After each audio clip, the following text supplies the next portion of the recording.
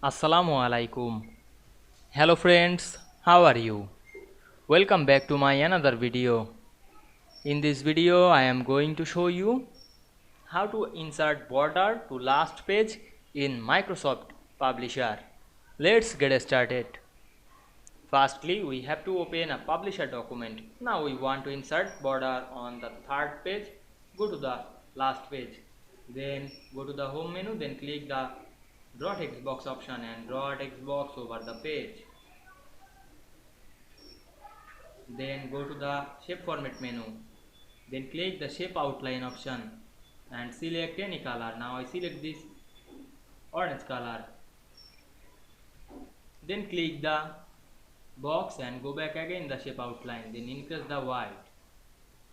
Now we can see we add border to the last page very easily. I hope you enjoyed the video. Please like, comment, share and subscribe my channel. Thanks for watching.